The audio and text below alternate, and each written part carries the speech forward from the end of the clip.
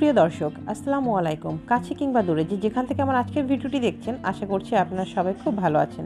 সবাইকে শুভেচ্ছা জানাচ্ছি নতুন একটি এপিসোডে। আজকে আপনাদের সাথে শেয়ার করব কোনো প্রকার মাইক্রোওভেন ছাড়াই ডোনাট রেসিপি, যেটা আপনারা তৈরি করতে পারেন খুব সহজে আর ঝামেলাহীনভাবে, আর খেতে ভীষণ মজার। সকালে বা বিকেলের নাস্তা কিংবা বাচ্চাদের স্কুলে টিফিনে তৈরি করে নিতে পারেন একদম ঝটপট। আশা করছি ছোটো বড় সবার ভীষণ পছন্দ করবেন। তাহলে চলুন কথা না বাড়িয়ে চলে যাই মূল রেসিপিতে। রেসিপিটি তৈরি করার জন্য প্রথমে আমার লাগছে লিকুইড দুধ, আর এটা হালকা কুসুম গরম। এর মধ্যে আমি দিয়ে দিব চিনি 1/3 কাপ পরিমাণ। মিষ্টিটা আপনারা আপনাদের ইচ্ছা অনুযায়ী ব্যবহার করতে পারেন।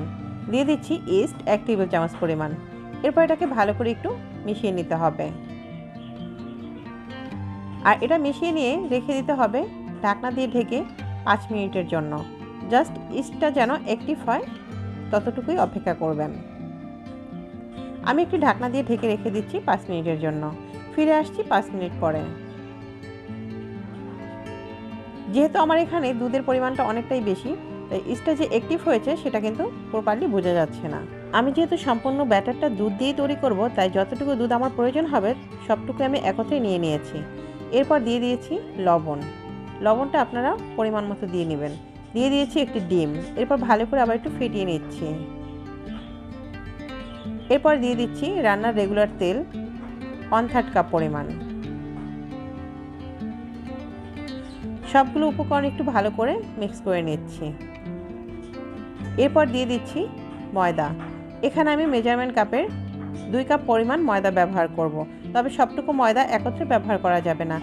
প্রথমে 1 কাপ ময়দা দিয়ে আমি এটাকে ভালো করে ফেটিয়ে নিচ্ছি। এরপর আমি আরও 1 কাপ ময়দা দিয়ে দিব। যদি আমার সম্পূর্ণ ময়দাটুকু প্রয়োজন না হয়, সেক্ষেত্রে আমি একটু কমিয়ে বাড়িয়ে নিতে পারি। তবে আমি যতটুকু দুধ নিয়েছিলাম তাতে করে আমার 2 কাপ ময়দা সম্পূর্ণই লেগেছে। এরপর ভালো করে এটাকে মিক্স করে নিচ্ছি। এই যে দেখতে পাচ্ছেন ব্যাটারটা রেডি হয়ে গেছে। তবে আপনি চাইলে এর ভিতরে আরও একটু ময়দা দিয়ে দিতে পারেন, তবে আমি খুব বেশি একটা মোটা করব না, যার কারণে আমি এটা এভাবেই রেখেছি। ঘনত্বটা দেখতেই পাচ্ছেন। তো এই অবস্থায় আমি কিন্তু এটাকে রেখে দেব ঢাকনা দিয়ে ঢেকে আরও আধা ঘন্টার জন্য। এতে করে ইস্ট এবং ময়দাটা ভালো করে অ্যাক্টিভ হয়ে যাবে। ফিরে আসছি আধা ঘন্টা পরে। আমার এখানে ময়দা এবং ইস্টের যে মিশ্রণটি সেটা কিন্তু অ্যাক্টিভ হয়ে গেছে, আর এটা একটি আঠালো ভাব হয়ে গেছে। দেখতে পাচ্ছেন এটা যখন আমি চামচ দিয়ে তুলে নিচ্ছি কেমন একটা কেটে আসছে। তো এটা ডোনাট তৈরি করার জন্য একদম পারফেক্ট। তবে এই পর্যায়ে আপনি একটু চেক করে নিতে পারেন আপনার এখানে মিষ্টি এবং লবণের পরিমাণটা ঠিকঠাক আছে কিনা। আর আপনি যদি ডোনাটটা চকলেট দিয়ে তৈরি করতে চান, সেক্ষেত্রে মিশ্রণটির সাথে একটু চকলেট মিক্স করে নিতে পারেন। আমি চুলায় একটি ফ্রাই প্যান বসিয়ে তেল দিয়ে দিয়েছি, আর তেলটা কিন্তু অলরেডি গরম হয়ে গেছে। এরপর আমি এখানে একটি গোল চামচ নিয়েছি। দেখতেই পাচ্ছেন যে চামচটা কতটা গোল, আর এই চামচটা আমি তেলের উপরে রেখে একটু গরম করে নিচ্ছি। ঠিক তেলের উপরে রেখে এটা গরম করে নিয়ে মাঝখানে আমি ব্যাটারটা দিয়ে দিয়েছি। এরপর আরেকটি চামচের সাহায্যে ঠিক এভাবে তেলটা ব্যাটারের উপরে দিয়ে দিচ্ছি। এতে করে চতুর্দিক থেকে ব্যাটারটা কিন্তু আলগা হয়ে আসবে এবং এটা চামচ থেকে বেরিয়ে যাবে। তবে প্রথম 2-1 বার উঠতে একটু সমস্যা হতে পারে। সেক্ষেত্রে আপনারা একটি ছুরির সাহায্যে বা একটি স্পুনের সাহায্যে এটা হালকা একটু সাইড দিয়ে আলগা করে দিতে পারেন।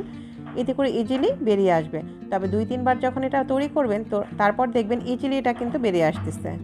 তো আমি হালকা একটু চামচের সাহায্যে এভাবে উঠিয়ে দিচ্ছি। যেহেতু আমি প্রথম এটা তৈরি করছি, যার কারণে প্রথমবার কিন্তু এরকম একটু হতে পারে। তো আমি এটা একটু ছুরির সাহায্য নিয়ে উঠিয়ে দিলাম।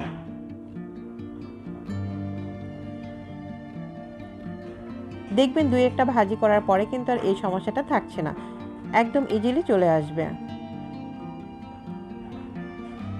তো এটা কিন্তু হালকা আছে এভাবে ভেজে নিতে হবে, আর এটা খুব একটা কড়া করে ভাজা যাবে না। এটা ভিতরে এমনিতেই ফুলে, জাস্ট ভিতরটা কিন্তু একদম কেকের মতো থাকে এবং সফট থাকে।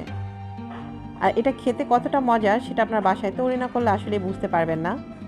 তো আপনারা চাইলে এটার পাশ দিয়ে কিন্তু আরও একটি করে দিয়ে দিতে পারেন।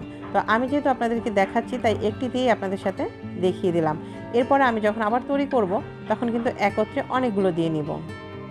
এই যে দেখতে পাচ্ছেন আমি কিন্তু একত্রে 3-4টা দিয়ে নিয়েছি। দেখলেন তো কত সহজে ইজিলি এটা উঠে যাচ্ছে। ঠিক প্রথমবার যেমনটা হয়েছে তেমন কিন্তু আর হয়নি। তো ভিউয়ার্স, আমার আজকের রেসিপিটি কেমন লাগলো সেটা কিন্তু অবশ্যই কমেন্ট বক্সে জানাবেন। আর ভিডিওটি যদি ভালো লেগে থাকে, অবশ্যই কিন্তু আমার ভিডিওটিতে একটি লাইক দিবেন। একটি লাইক দেওয়া কিন্তু খুব একটা কষ্টের নয়, আপনাদের জন্য কোনো কষ্টের নয়, তবে আমার কিন্তু অনেক উপকার হবে। তো এই যে তৈরি হয়ে গেল আমার আজকের ডোনাট রেসিপি।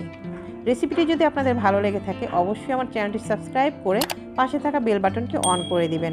এতে করে আমার নিত্য নতুন ভিডিওগুলো সর্বপ্রথম আপনার কাছে পৌঁছে যাবে। আজকের রেসিপিটি তাহলে এ পর্যন্তই। দেখা হবে নতুন কোনো রেসিপি নিয়ে। ততক্ষণ আপনারা সবাই খুব ভালো থাকবেন, সুস্থ থাকবেন। আল্লাহ হাফিজ।